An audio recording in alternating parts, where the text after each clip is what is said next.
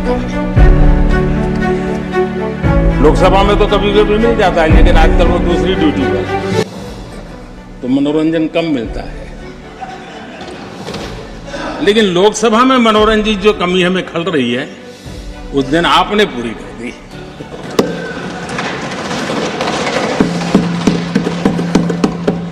और मुझे प्रसन्नता इस बात की थी कि माननीय खड़गे जी काफी लंबा और बड़ी इम्तिहान मजे से शांति से बोल रहे थे। समय भी काफी लिया था। तो मैं सोच रहा था कि आजादी मिली कैसे, इतना सारा बोलने की आजादी मिली कैसे। तो मैं सोच तो रहा था, लेकिन बाद में मेरे ध्यान में आया कि 2 स्पेशल कमांडर जो रहते ना, उस दिन नहीं थे और आजकल नहीं रहते हुए, और इसलिए बहुत भरपूर फायदा स्वतंत्रता का आदरणीय खड़गे जी ने उठाया।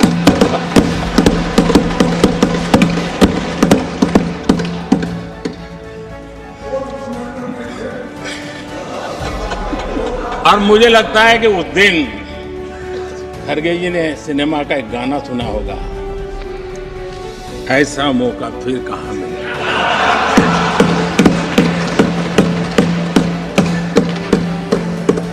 और खड़गे जी भी एम्पायर नहीं है, कमांडोज नहीं है, तो चौके छक्के मारने में मजा आ रहा था उनको। लेकिन एक बात खुशी की रही, उन्होंने जो 400 सीट एनडीए के लिए आशीर्वाद दिया था,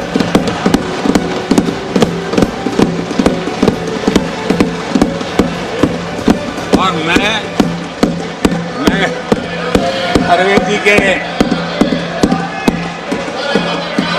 इन आशीर्वाद को, आपके आशीर्वाद मेरे सर आंखों पर, अब आपको आशीर्वाद वापिस लेना तो ले सकते हैं, क्योंकि एक खबर तो आ गए हैं।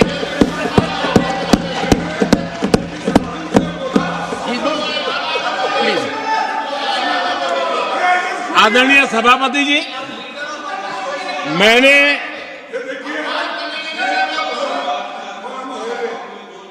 आदरणीय सभापति जी, मुझे पिछले वर्ष का वो प्रसंग बराबर याद है। उस सदन में हम बैठते थे और देश के प्रधानमंत्री की आवाज को गला घोंटने का भरपूर प्रयास किया गया। हम बड़े धैर्य के साथ, बड़ी नम्रता के साथ आपके एक एक शब्द को सुनते रहे, और आज भी आप न सुनने की तैयारी के साथ आए हैं। आप न सुनने की तैयारी के साथ आए हैं, लेकिन मेरी आवाज को आप दबा नहीं सकते हैं।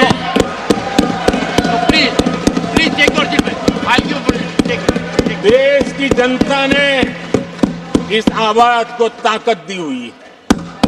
देश की जनता के आशीर्वाद से आवाज निकल रही है, और इसलिए आपने पिछली बार, मैं भी इस बार पूरी तैयारी के साथ आया हूं। मैंने सोचा था कि उस वक्त कि शायद आप जैसे व्यक्ति सदन में आए हैं तो मर्यादाओं का पालन करेंगे, लेकिन 1.5-2 घंटे तक क्या जुल्म किया था आप लोगों ने मुझ पर, और उसके बाद भी मैंने एक भी शब्दों की मर्यादाएं तोड़ी नहीं थी। आदरणीय सभापति जी, मैंने भी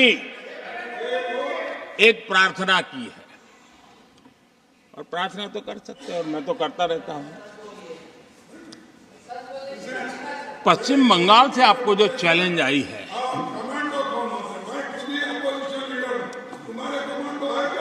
और पश्चिम बंगाल से चैलेंज आई है कि कांग्रेस 440 पार नहीं कर पाएगी, 40 पार नहीं कर पाएगी। मैं प्रार्थना करता हूं कि आप 40 बचा पाएं।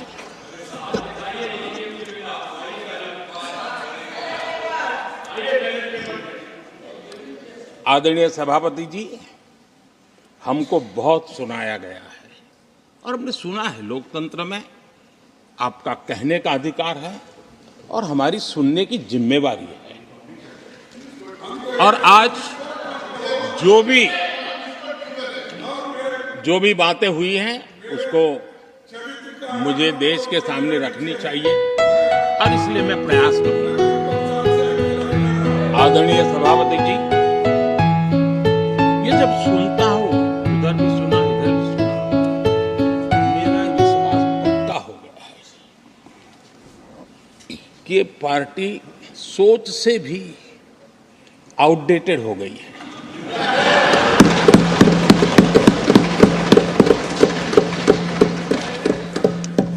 और जब सोच आउटडेटेड हो गई है तो उन्होंने अपना कामकाज भी आउटसोर्स कर दिया है। देखते ही देखते इतना बड़ा दल, इतने दशकों पर तक देश पर राज करने वाला दल, ऐसा पतन, ऐसी गिरावट हमें खुशी नहीं हो रही है। हमारी आपके प्रति संवेदनाएं हैं, लेकिन डॉक्टर क्या करेगा जी? पेशेंट खुद। आगे क्या बोलूं?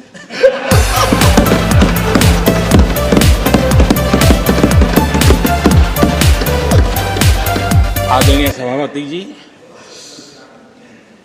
ये बात सही है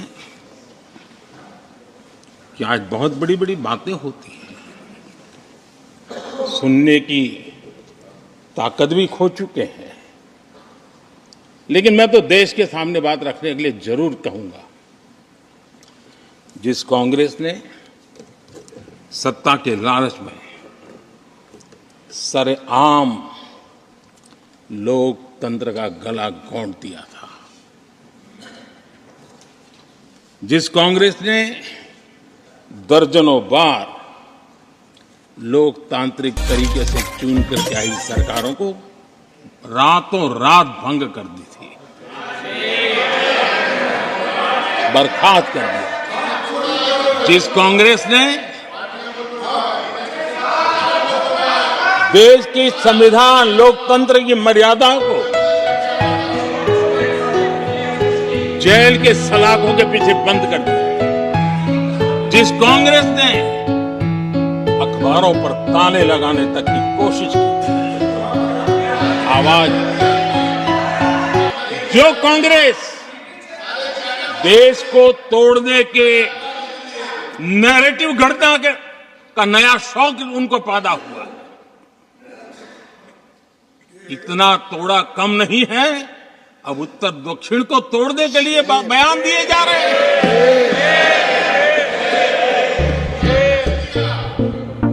और ये कांग्रेस हमें लोकतंत्र और फेडरलिज्म उस पर प्रवचन दे रही है।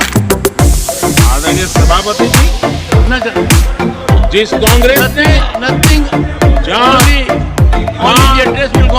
और भाषा के नाम पर देश को बांटने में कोई कसर नहीं छोड़ी, जिस कांग्रेस ने आतंकवाद और अलगाववाद को अपने पनपने दिया, जिस कांग्रेस ने नॉर्थ ईस्ट को हिंसा, अलगाव और पिछड़ेपन में धकेल दिया, जिस कांग्रेस के राज में नक्सलवाद के लिए देश के लिए एक बहुत बड़ी चुनौती बनाकर छोड़ दिया, जिस कांग्रेस ने देश की बहुत बड़ी जमीन दुश्मनों के हवाले कर दी, जिस कांग्रेस ने देश की सेनाओं का आधुनिकीकरण होने से रोक दिया, वो आज हमें राष्ट्रीय सुरक्षा और आंतरिक सुरक्षा के लिए भाषण दे रहे हैं। जिस कांग्रेस ने आजादी के बाद से ही कंफ्यूज रही, उनको उद्योग जरूरी है कि खेती जरूरी है, उसी कंफ्यूजन में गुजारा किया। जो कांग्रेस तय नहीं कर पाई कि नेशनलाइजेशन करना है कि प्राइवेटाइजेशन करना है, उलझती रही। जो कांग्रेस 10 वर्ष में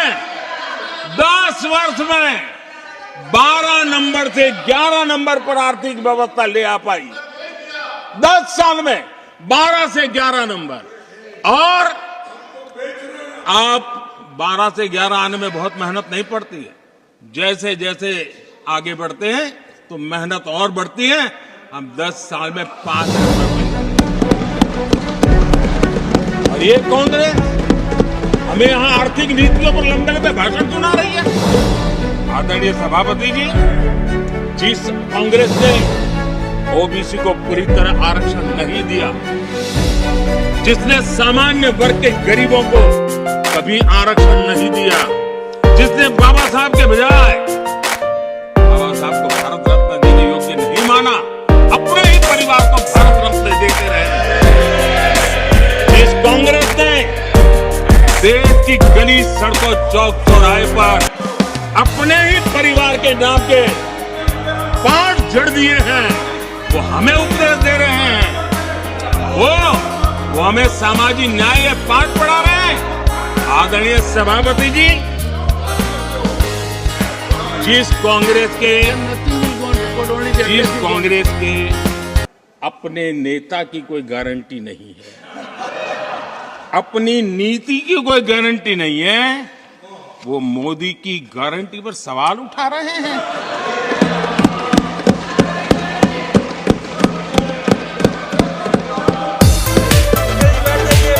आदरणीय सभापति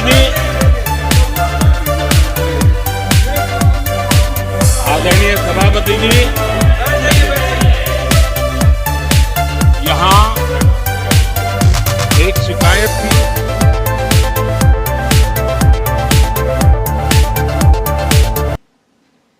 और उनको लगता है कि हम ऐसा क्यों कहते हैं, हम ऐसा क्यों देख रहे हैं।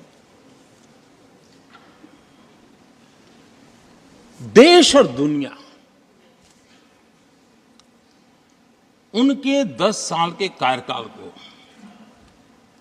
ऐसे क्यों देखती थी, देश क्यों नाराज हो गया।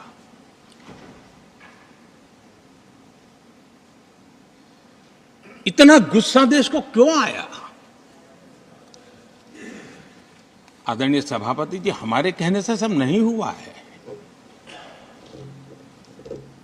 खुद के कर्मों के फल और अब तो सामने रहते हैं, वो कोई दूसरे जन्म में नहीं होते हैं, इसी जन्म में। आदरणीय सभापति जी, कुछ हम किसी को बुरा नहीं कहते, हमें क्यों बुरा कहना चाहिए। जब उन्हीं को लोगों ने बहुत कुछ कहा हो तो मुझे क्या कहने की जरूरत है। मैं एक वक्तव्य सदन के सामने रखता हूं। मैं पहला कोट पढ़ रहा हूं। सदस्यगण जानते हैं कि कोटेशन, सदस्यगण जानते हैं कि हमारी ग्रोथ धीमी हो गई है और फिस्कल डेफिसिट बढ़ गया। महंगाई दर बीते 2 वर्षों से लगातार बढ़ रही है। करंट अकाउंट डेफिसिट हमारी उम्मीदों से कहीं अधिक हो चुका है। ये कोट मैंने पढ़ा, ये किसी भाजपा के नेता का कोट नहीं, ये कोट मेरा है। आदरणीय सभापति जी, यूपीए सरकार के 10 साल पर तत्कालीन प्रधानमंत्री आदरणीय पीएम के रूप में रहे श्रीमान मनमोहन सिंह जी ने कहा और खुद के कार्यकाल में कहा, ये हालत थी, उन्होंने वर्णन किया था। आदरणीय सभापति जी, अब मैं दूसरा कोट पढ़ता हूं। देश में व्यापक गुस्सा पब्लिक ऑफिस के मिसयूज को लेकर भारी गुस्सा है। इंस्टीट्यूशन का मिसयूज कैसे होता था ये उस समय में भी मैंने नहीं करा। ये उस समय के प्रधानमंत्री पद पर डॉक्टर मनमोहन सिंह जी कह रहे थे। उस समय भ्रष्टाचार को लेकर पूरा देश सड़कों पर था, गली गली में आंदोलन चल रहे थे। अब मैं तीसरा कोट पढ़ूंगा।